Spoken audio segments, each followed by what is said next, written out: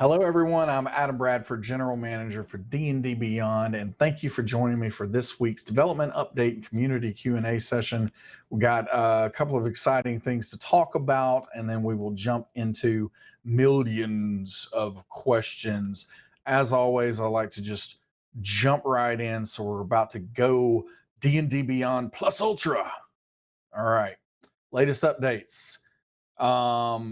Today got an exciting release that I can't wait to share with everyone. We're also going to talk about race composition by campaign. So last time we talked about class composition within a party, and so we're going to look at races this time. And again, this data is just new territory. We have all this data. We're trying to figure out how to parse it, make sense of it. So we're going to share our attempts at this early and often, and get feedback from the community. But I do find it pretty fascinating, some of the things that we're starting to see with some of this data that we've just never had access to. Really, really interesting. Upcoming, and then Ask Me Anything. And we are also going to do another round of Pop Talk today. So Pop Talk is where I talk about some kind of random topic chosen by you in chat, and it really can be just about anything, and I will do my very best to relate that somehow to Dungeons and Dragons. So it can be about dogs. I'm like trying to plant seeds here because it's easy for me to talk about D&D and dogs, but it can be about whatever you would like to talk about. And I'll talk about it for 3 to 5 minutes, somewhere in there, and we will see if I can relate it to Dungeons and Dragons. So if you have a topic suggestion for that, feel free to in chat say "pop" in front of it, and then suggest the topic. And our moderators are going to be looking through those and feeding some of the best ones of those to me, and then we will vote as a community on that and see what is going to be the topic today. And then, as always, ask questions in chat if you have them. Preface it with question, and the magic thing that I have over here will collect it, and then we will go through as many of those as we possibly can with our time. I will try to talk like the Micro Machine Man and see how many we can get through. So, latest updates. Content management's initial pass is live now. So you can find this on dndbeyond.com. It is live now. So this is where you can choose what you're sharing with content sharing for compendium content. All right. So compendium, think book content.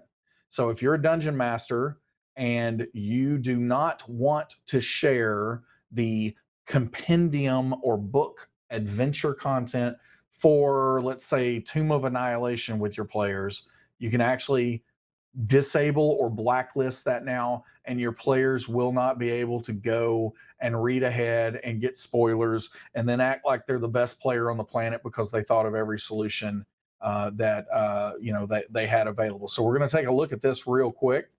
Maybe embiggen to where we're in a good spot. So I'm going to look at one of my campaigns, take a look at one of these office campaigns that we have recently had with Waterdeep Dragon Heist.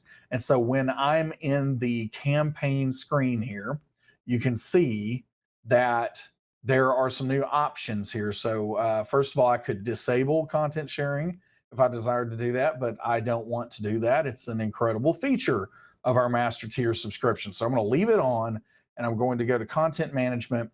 And from here, it's trying to explain to you what's going on with the feature. But then here is the list that you can look through, and these different things. If you don't want your players to be able to access this content in the compendium where they can just simply read the content, then this is going to allow you to block it here. So no spoilers for your players that are playing through the different adventures. If you're playing the Lost Mine of Phandelver, let's block that. Make sure that those rascally players don't read ahead of you. So very excited to get this initial pass out. At this point in time, this is not going to affect any of the here we go again. I've got to turn off the Slack notifications. They pop in my ear too much. So that's done. But this is not going to affect any of the content or options that are in the other tools on the website. So the character builder, character sheet, so on. It's not going to do anything to those options, at least at this point in time. This is the first step. This is the thing that we heard from the community was the most needed. And so this is what we went with first, to block that access to the book and compendium content. And so we will see where the rest of that management for the different player options and so on, we'll see where that falls into the prioritization after this pass. But again, very excited to get this out for our community. And you guys let us know your thoughts, or if you have feedback, or if you discover bugs or anything like that, where we can go and address all of it. There is going to be a forum thread out there. Maybe we can get that into the chat somewhere, but there's going to be a forum thread that you can share your thoughts and your feedback on this. Let us know what you think. Content management. All right. So we're still working on getting the Encounter Builder Alpha into beta, and we are choo-choo on the beta train, about to get there.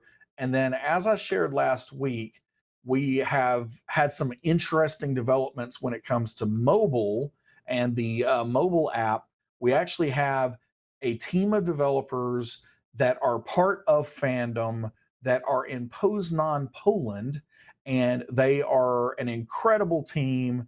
And they have, because they have a really strong passion for wanting to work on D&D Beyond, and they also were coming off of another project, we actually have been able to shift them over to focus on D&D Beyond. So within about a month here, they're going to be able to shift over.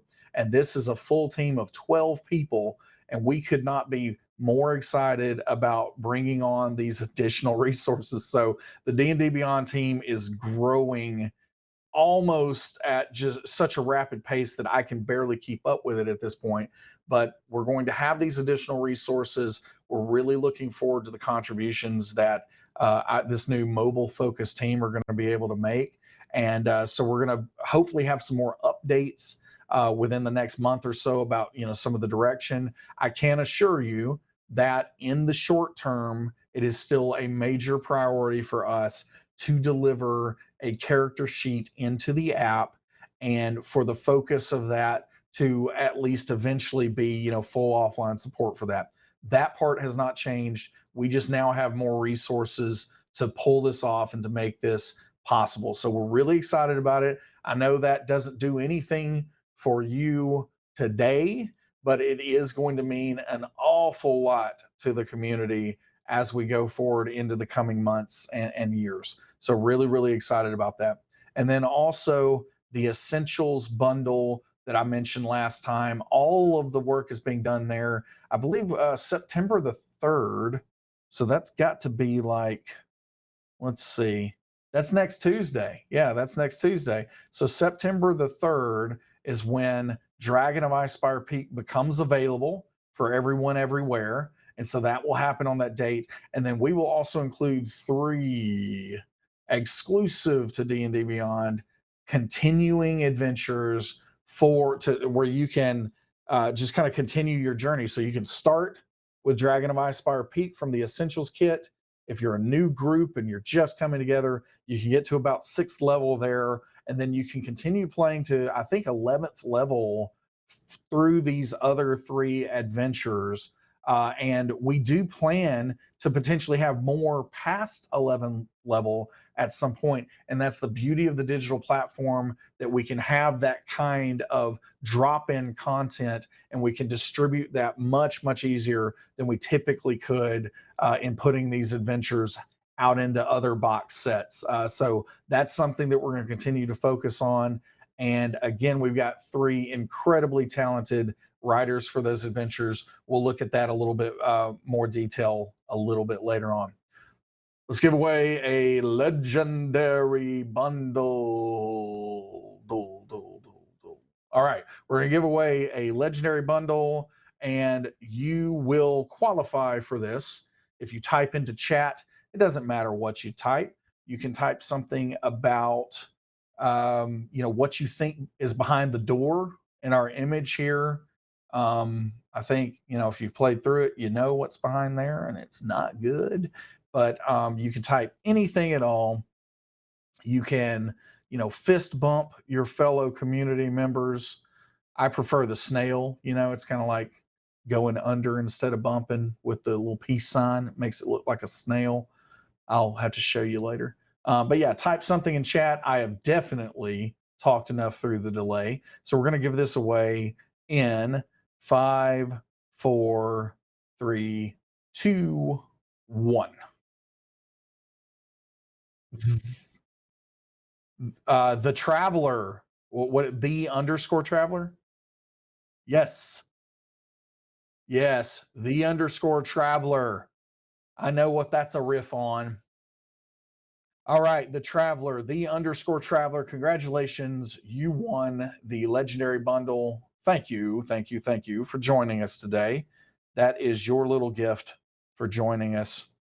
So we're going to get into a data update, but first, let's get some voting going because we have, spoiler. All right, pop talk topics. All right, so let's see what we've got. We got from Gongfu, Utah. Oh, Lordy. Okay. So from Gongfu, Utah, Briv, character I play in Heroes of the Veil, has been awarded a keep. How would you build it? Oh, Lordy. Let's see what happens there. All right. Molster, Pop. I know that Molster guy. I don't know if staff can play. No, we'll put this in there. Thoughts on Disney Plus? Oh, I have them. All right. Grand Centro Electro. Let's see what we got here. How excited are you about the Dark Crystal series coming out tomorrow? The way that I read that question probably tells you. All right, let's see. Null Zone 42, a video game universe that you think would be fun to play D&D in. I like all of these, so we're going to create this poll. And we are going to put this in chat.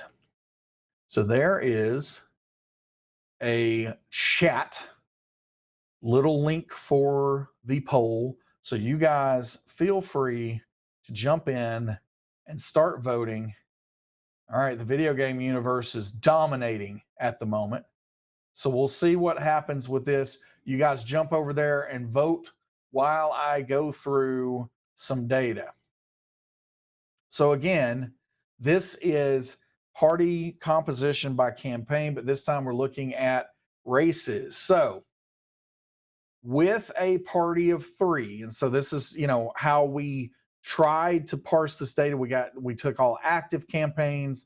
We took campaigns where we got rid of all the dungeon master characters in the data set.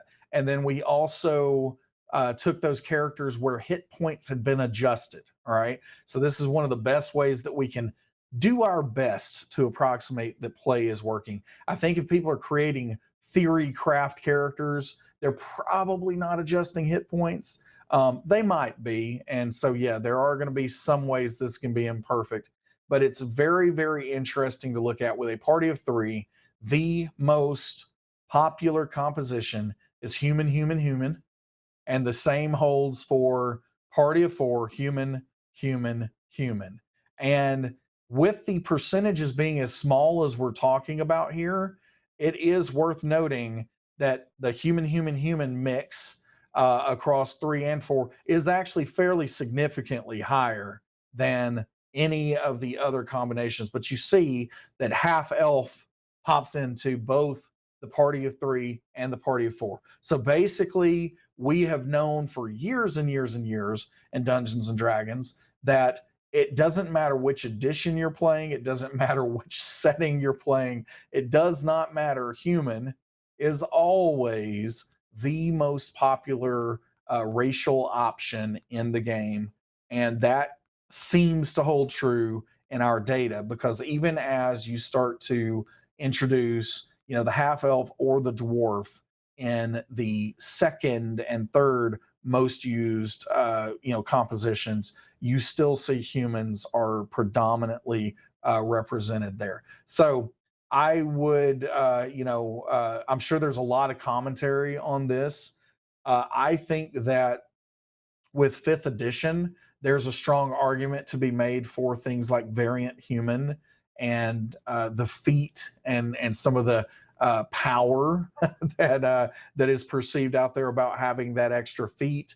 But I also will say, again, as a caveat, in every single edition of the game, in every single setting of the game that has been officially produced, the best data that has been able to be gathered from those periods of time have always shown that humans are more popular of a player choice. So that's something that we are seeing reflected here. So party of 5, party of 6, nothing changes significantly there. I am interested in this party of 6. We start to see Dragonborn and gnomes, which again, it's very small differences in the percentages here. But again, you still continue to see humans, as the predominant choice. Party of 7, you see some humans for sure, but this is where you start to see more of these options being chosen. I see my half orc representing a little bit here. And so happy to see that as well. And then party of 8, again, lots of humans, but you do start to see some of the other options. You see the second one here, though, 8 people in that campaign, and they are all humans. So again, human, very, very popular choice. This is an opportunity, I think, for the community to maybe try something other than getting that extra feat. There's also something to be said. Again, I've read so many articles about the psychology of why people choose humans predominantly in the game. And I think a lot of it is that since we are humans, it is easier for us to relate to them and for us to then use that as the baseline and then choose other traits and mannerisms and various things to then distinguish, through role playing who that character is. So again, lots and lots behind this. This is what we always see in our data through all of our, hundreds of thousands of campaigns that we have out there. It does tend to show that human continues to be predominant as the choice for player characters. So if there are any questions about this, you can definitely let us know. And if there are any follow-ups that you'd like to try to understand about this, we can maybe see about getting that in a future dev update. Let's talk upcoming encounter tracking. That's something that is right on deck. Dice rolling, some of that's starting to come together for sure. We're very excited about that AL integration. We've got a lot of book releases that are on deck. So as I mentioned, on September 3rd, which is Tuesday, we've got Dragon of Icespire Peak coming out, and then we've got the 3 exclusive continuing adventures that are going to be part of a bundle that you can buy all together to get a discount across all those products, or you can buy them individually on D&D Beyond. The price for the 3 adventures, each one of those is $4.99. So Dragon of Icespire Peak is the same price as Lost Mine of Phandelver, which I believe is $14.99. And then the continuing adventures are each $4.99 a piece. And then we do have Baldur's Gate Descent into Avernus on its way. We're about to start working on portrait frames. from that book, and backdrops and all that. So we're getting things ready for release there because that comes out in September as well. And then Eberron Rising from the Last War is on its way, and really excited about that book as well, and that will hit November the 19th. All right, Pop Talk. Let's see what we've got. Video game universe that you think would be fun to play D&D in. All right, so I am going to answer this in a way that so let's make a little bit of an assumption that when we say play D&D here, that we are saying that D&D, the system can be slightly altered here or there. Okay. And what I mean by that is, some homebrew classes could be added, some futuristic weapons could be used. That kind of thing is something that, I think is going to be important for me to be able to answer the question. I clearly would love to do something with the Legend of Zelda universe. And I saw in chat that a lot of people are, um, you know, whatever, saying things about Zelda in the chat. And so, yes, of course, I would love to play in there. That was when I was 5 years old. I guess that was my first exposure to role playing games of any sort, was The Legend of Zelda. That beautiful gold cartridge. But ultimately, so I love Zelda and that entire universe. And yes, playing a role playing game in that universe would be a lot of fun. But I kind of want to use something that maybe is a little different here. And I think it is based on the world building aspects that have happened in these video games that I find completely fascinating. And so I would adore playing something in the God of War universe. I think that that would be a lot of fun, and actually one of my most recent D&D games and campaigns. That it's a pretty short campaign, but still it very much so had a God of War feel to it. And so in particular, the latest game in that series was a big inspiration for a lot of things with me in Dungeons and Dragons. And then I would also say that it would be so much fun to play a Halo inspired role playing game, D&D centric game in the Halo universe. And again, I think the reason, and this is how I will ultimately tie this strongly into D&D, I think that those video games that I have mentioned have really, really focused, especially Halo, on world building, to where there is something about those worlds. I mean, even with some of the recent Halo releases, I have not been able to play the games themselves. I haven't had time or whatever else, but I am still reading about what's going on in those games because I want to know what's happening in that world. And so I think it's a great example of how world building really can make a Dungeons and Dragons game incredibly good, because I think that there are two major elements that are coming together when you get together with your friends for interactive shared storytelling. And that is, you have the world that's coming together because of the dungeon master or game master, and then you have the characters who are being brought to life by the players. Now obviously the dungeon master is going to bring to life NPC characters, but again, we're going to kind of group that into the world here. So I think that when these two elements combine, you can have really, really great players who are playing interesting, engaging characters, and maybe you don't care as much about the world. And those games can be perfectly great. And I've been involved in games like that, and they're really, really great, especially with good players who are getting into those characters, and those interactions can be enough for that to be an epic experience. I have also been in games where the world that the dungeon master is bringing to the table is just so engaging and interesting. And that can be an official setting or anything else, because as you have any kind of inspiration that you're using, even a complete backdrop like an official campaign, I think it's very important that the dungeon master bring that world to life.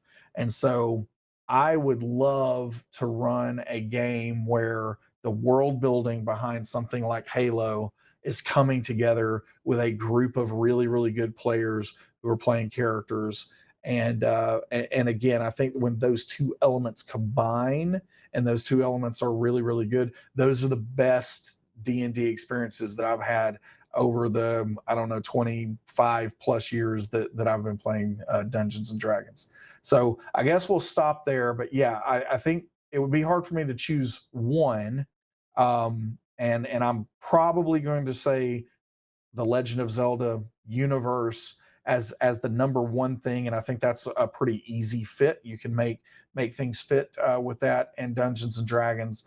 But I would also love to see some of the more off the wall things happen. Another one that I would kind of throw out there that I think would be a fascinating world to play a role playing game in is Borderlands. So I think that would be that would really, really be something else to play in Borderlands. All right, Pop Talk is complete. And you know what? Let's give away another legendary bundle. Feeling very, very generous today. Very generous. So we will give another one of these away. And in order for you to get this, you have to type in chat. Does not matter. We just need to make sure that you are not a robot, an artificial intelligence sent from the future here to eliminate me, where I can no longer give away these legendary bundles and alter the course of Dungeons and Dragons future forever.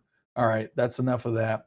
Here we go. Let's give this away in 5, 4, 3, 2, 1. Wow, do I really have to say that out loud? Beefy Nutcase. Beefy Nutcase, you have won. Beefy Nutcase, congratulations. You have won a legendary bundle and have won my respect for choosing a username like that. Beefy Nutcase, you have won. Congratulations. Someone will award that to you during or after the show. Shouldn't be too long before that all gets situated. All right, we are now to the Q&A portion of our event. And I've got to switch over to my magic here. Let's see what we've got. All right, we've got new ones coming in. Wow, I've got a huge backlog of these questions. I'm going to have to, I guess, I don't know, maybe next time we get together, maybe the whole thing will just be questions. We'll see if I can crawl through this backlog a little bit more. All right, so Mandlin, for the digital content for Icespire Peak, is the simplified rule set there as well, or just the adventure? If not, is the basic rule set equivalent? It's a very good question. The rule set is not something that we are selling in D&D Beyond. So it is just the adventure that is there. The basic rules should be very equivalent to what is in that rule book. And in places where maybe that's not the case, we are waiting to see if Wizards of the Coast is going to provide any kind of update for the basic rules. They did so a few months ago was the last time that they did that. But we have kind of looked between the rule book and the basic rules. Tremendous amount of similarity. I don't think it's just completely, one-to-one, but it is definitely 1 to 1.1. And so if you are new to the game, you should be able to just simply access the basic rules on D&D Beyond. And then if you purchase this adventure, you would have everything you need to run it, including the sidekicks. Those would also be something that show up as part of that purchase. MT History Buff. Back in May, we were told homebrew vehicles were coming soon. Are there any updates that you can speak of? Asking for my flying sailing ship. Wow, you're keeping track on me. This is one of the reasons that I never say dates. Never tell them a date because they're going to track it somewhere. So ultimately, coming soon again is a pretty relative term. I try my best to refrain from using it. It is something that is on the roadmap. I would say that it is not in the on deck category because of some of the shifts in prioritization that we've seen, but it's probably right outside of that. So there are chances that that would be included in kind of a more holistic look at homebrew itself, because as I've made pretty clear, I would love to see something big happen with that. Gaius Octavian Alaray, is adding Apple Pay as a payment option on the website a possibility? It's definitely a possibility. It's not something that we are looking at doing at the moment, but things could change with that at some point. Offspring 1985, when are you going to hire me to run D&D games all day for D&D Beyond? I don't know. Are you any good? I don't know. Like, I mean, should I hire you to run D&D games all day? I don't know if we can do it all day because we need the team to actually be making things at some point in time. But at the moment, we do not have an open role for staff dungeon master. But if that changes, I will let all of you know. And I will also make sure that we have some kind of automatic resume parser, because I'm sure we would get a lot of applicants for that. Fanoco, do you know if the maps in Avernus are in the styling of Tomb of Annihilation or Ghost of Saltmarsh? Tomb of Annihilation or Ghost of Saltmarsh. I have to think about that. I'm not exactly sure what you mean by that. I will say that I've seen full color maps in there. If that's a portion of the question, but that's all I'll say for that unreleased content. Vox Cullen, will DDB look to start publishing self-content like adventures or homebrew? We do this on about a weekly basis with quite a bit of content that Mr. James Hake typically contributes to the site. So this is something that we think that we might branch out into other types of content. But I encourage you right now to check out the Encounters of the Week, some of the homebrew and custom rules that James goes through. Those are readily available, very frequent content updates that we currently put out, and we will expand that strategy over time. No all the time. No all the time. Yeah, I don't know. No all the time.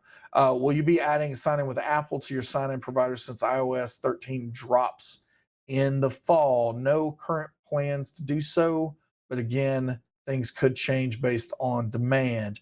Null Zone 42. I seem to recall you're a connoisseur of fine fried chicken. Have you tried the new Popeyes chicken sandwich? What did you think of it? So, actually, I don't eat that much fried chicken. I eat a whole lot of chicken wings. And I have not tried Popeye's chicken sandwich because I typically don't do buns on things. So I don't think that I'm the target audience for the Popeye's chicken sandwich, I'm afraid. Ultimately, I will say that if there is a battle between Popeyes and Chick-fil-A, Chick-fil-A can take their little sweet pickle chicken and go somewhere else with it.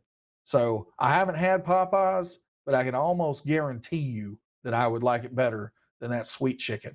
All right, Malamber 01. Are wagons and carts going to be moved to the vehicle section of extras at any point? PHB considers them vehicles, not just equipment. I would kind of argue with you a little bit here about the PHB considering them a vehicle and not just equipment, because they are in the equipment section of the book, and they also are listed and referred to as equipment in several places in the PHB. And so ultimately, when we see the official wording on how that goes with Wizards of the Coast, we will follow suit on all all fronts. So if Wizards of the Coast decides to clarify exactly how those work as vehicles, you will see that reflected on D&D Beyond. Streamweaver, will we ever have the ability to print fill spell descriptions only for spells we have access to per character, i.e., print my spellbook option? That's something that's on the list. It's pretty far down, but it is on the list. We'd love to do it someday. Kellyanne, is it by design that magical staff and staves cannot be used as a hex pack weapon, or is it an unintended feature?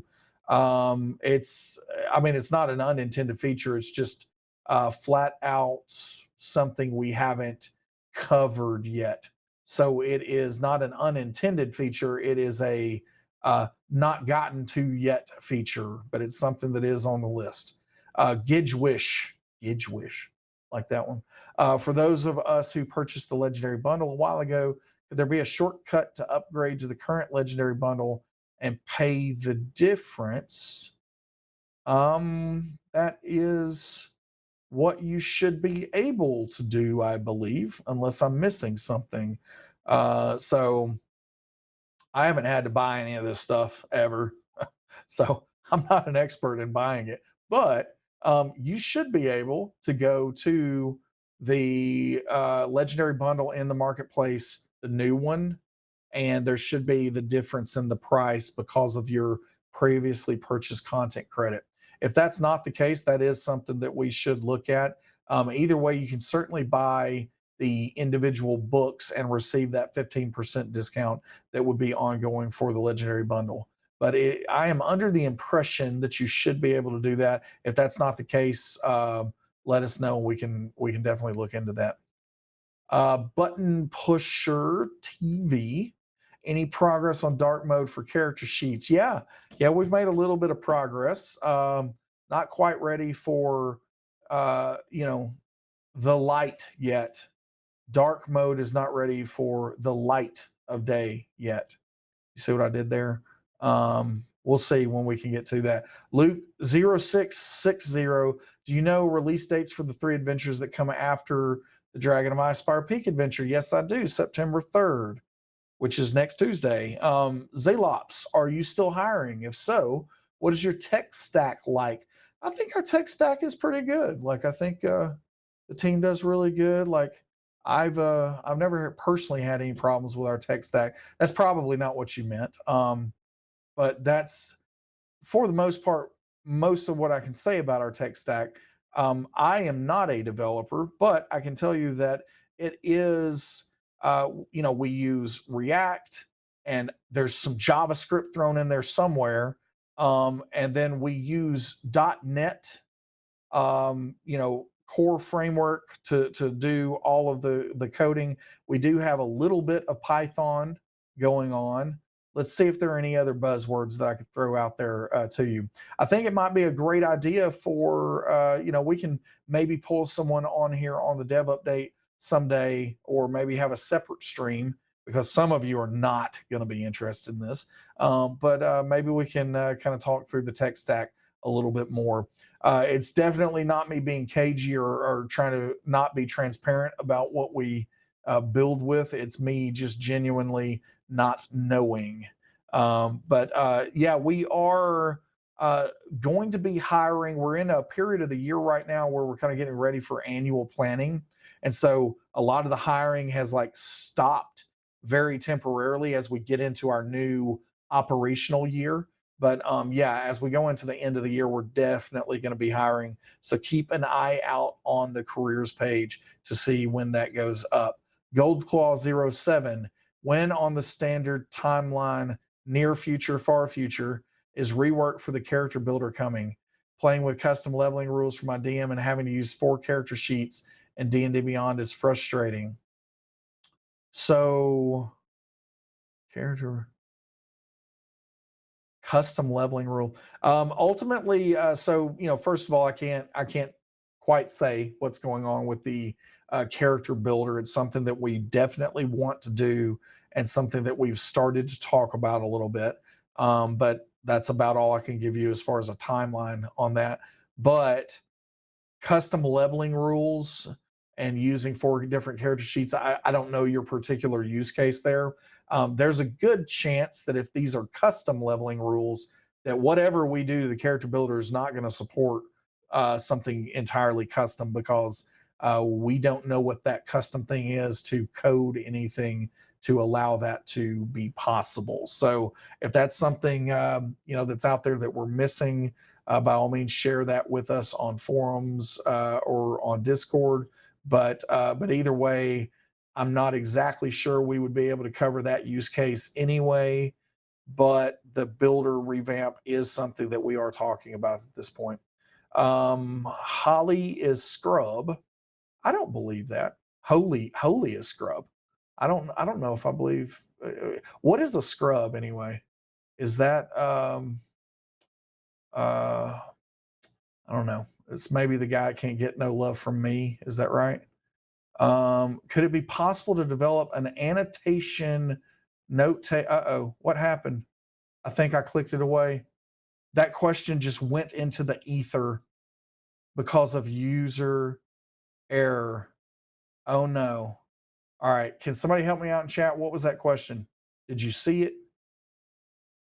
Did you see it anywhere? What was the question? Something about annotation, something about that I forgot. Lauren or one of the moderators, if you can help me out with that one, I will come back to it. Complete user error on my part. My magic thing just didn't happen for me. Buckeye fan 79, Chick-fil-A or Popeyes. I think I made that abundantly clear earlier. Popeyes for sure. I am much more of a savory or spicy guy than I am a sweet or especially pickle guy. All right, DM Sky. Why does it, content management, not list every source I've bought? Like the DMG, MM, and almost all the adventures do not appear on the list of content. If that is actually happening, then something is not going correctly. There could be something with content sharing. It does have to be, you have to be in a campaign where sharing is actually enabled, for that to be the case. If you are not able to figure that out, by all means, reach out in all the ways that you can reach out to us, and we will address. What is a Raver 8055? What is your favorite feature? That is really hard to say. Or oh, I'm sorry, I misread that. Favorite adventure. Um, I guess if we're just talking about fifth edition, I am going to go with, this is maybe cheating a little bit, but I'm going to say Tyranny of Dragons. I know that a lot of people have given it some flack, but I actually am a big fan of what's going on in Tyranny of Dragons. I understand that maybe it requires a little bit more finesse from the dungeon master, but I got finesse in spades. And so I love running Tyranny of Dragons. I think that the backdrop for that adventure is really solid. And so I've had a lot of fun running it for 3 different campaigns. I've run Tyranny of Dragons. Big fan of it. I like Tiamat. My name is Yen with underscores. It's my birthday. If you could give me a magic item in real life, is it really your birthday? Is it really? If you could give me a magic item IRL, you got me to say IRL, so that's your birthday gift. What would it be? Not knowing me at all, don't doom humanity. Wow. Yeah. I mean, seriously, I have no idea as to the moral fiber of your being. And so, if I gave you a sphere of annihilation, I don't know who would do that anyway, but who knows what you would do with it. Um, hmm, that is interesting.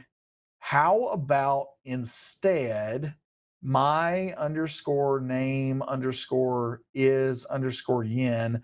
I just give you a legendary bundle. So happy birthday. That feels pretty magical to me. Mr. Elliott, if we can get on that one, please. Happy birthday.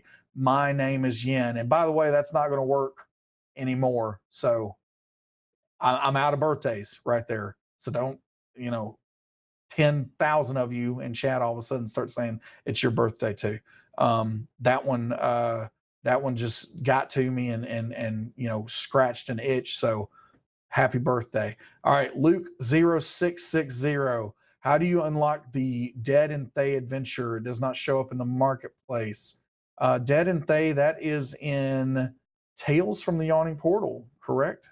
So I think that if you're trying to unlock that, you would go to Tales from the Yawning Portal, and then you would see underneath that you can purchase it individually as an option. I hope I'm saying that right.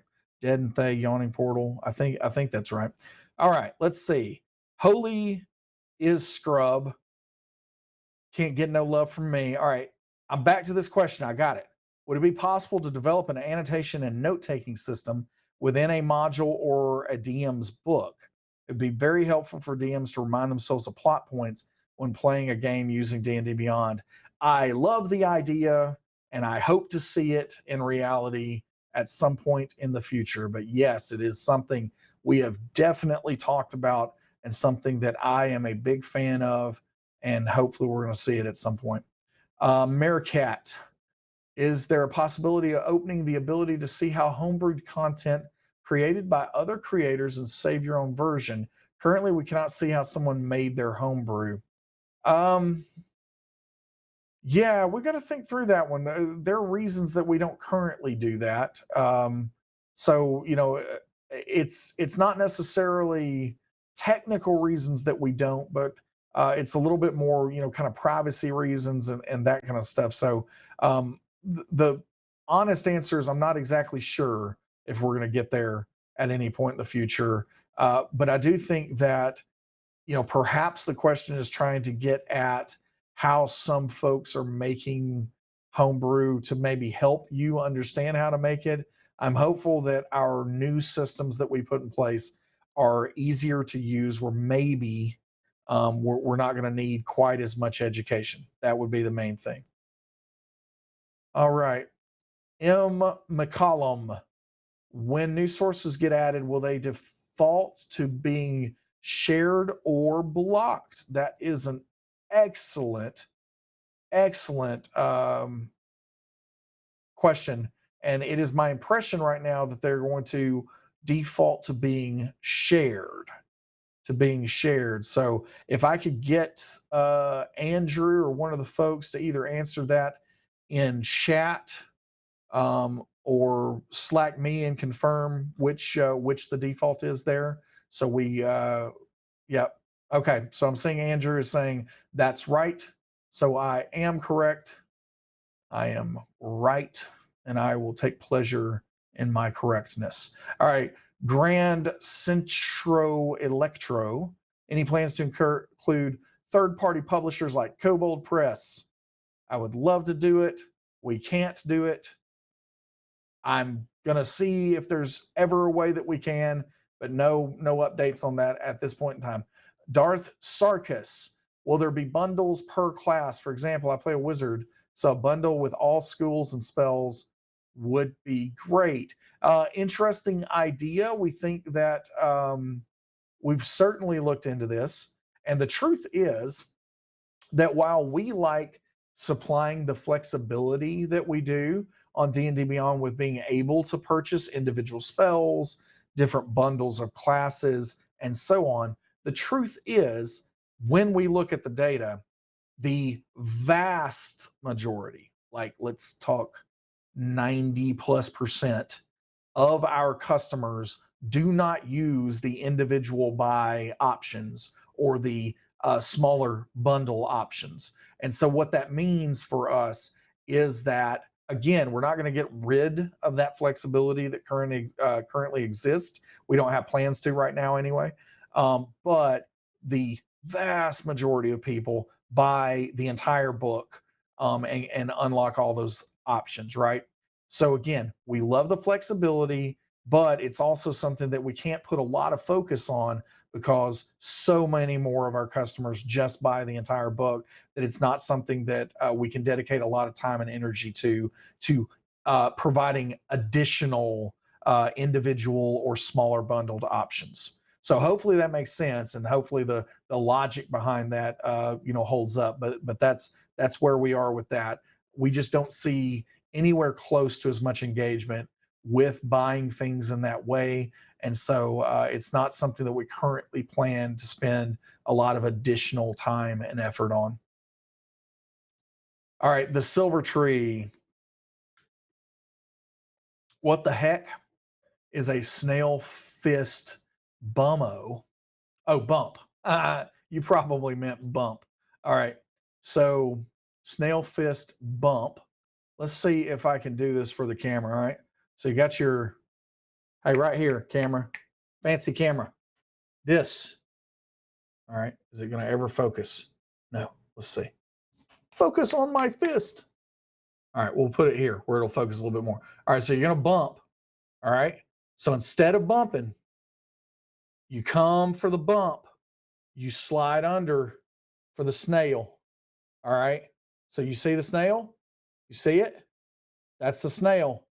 So instead of bumping, you slide under. That's the snail. I found another one the other day. That's the dolphin. You just over it, right? That's how you do dolphin. And then this one's very invasive. You got to be very careful with this. All right. So true story, folks. So Pat Rothfuss, he never wants to shake a hand at a convention, and I get it. Like, I know it. But I am very used to shaking hands, right? And so a lot of times I'm just habit. I stick out my hand like I'm going to shake it. But he always just fist bumps. So the last time I saw him at I think it was our karaoke event, he broke it down, by the way. But at our karaoke event, he came up and he's like, "Hey, Adam." And he put it out there like that, right? And then I said, "Snail." And I snailed him. And he like looked down and he looked back up at me and he looked down again. And then he just died laughing and almost choked on his drink. And I think ended up having to like sit down for a second because he was getting a little lightheaded. But yes, the snail will get them every time. All right. So you snail like this. And then again, last one, a little invasive. So, make sure that, the person really would be okay with it. Gear shift. All right. That's the gear shift. So everyone feels far more educated today. You have many more options than just your standard fist bump. So that's the important thing that came out of today's dev update. Von Coralon, can D&D Beyond character sheets be included in DM's Guild Adventures for pre-generated characters? That's something that we would love to do. And as soon as we get a character copy function in place, that would be possible, and it would be something that we would look to be able to do. But now, UK, the Essentials adventures you were talking about, are they going to be DDB exclusives, or will they appear on other platforms like Fantasy Grounds? So as I said earlier, DDB exclusives, at least for the foreseeable future. We've been told that they're exclusives by Wizards of the Coast. So D&D Beyond is where you can get those adventures. Carthane, is there going to be a way to increase the difficulty of monsters in the encounter builder? When we get to what we've been calling the monster builder, that is absolutely the plan. Once that's in place, hopefully you can do it from within the encounter building interface as well. Errorkane, would we be able to have the options for DMs to be able to restrict some options for PCs in their campaigns? Stuff like blacklisting certain racial options and so forth. That is something that we would look into as additional future passes with content management.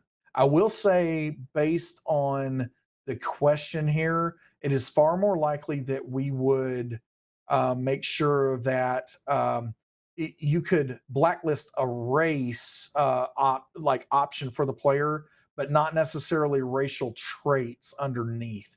So at least as a first pass. But again, if there is enough community demand, it is something that we would look into. See Catalyst. How much of the campaigns have a variance in level? I would think some of those large human groups would be a single player's AL characters. There is the potential for that. They so basically the variance and level. This is another thing that I didn't say about the data set earlier. We are only counting, counting campaigns where the characters are within 2 levels of each other. So if you have a campaign that is a holder and you have a 17th level character and a 2nd level character, those campaigns are thrown out of the data set. So that'll help a little bit with what you're talking about. But again, it's not going to be perfect because we can't necessarily know the intent always with a campaign that's being created. Gaius Octavian Alere, can you just say a date, not like the release date or anything, just any date? I can say a date. So I just said a date, and I will say a date one more time.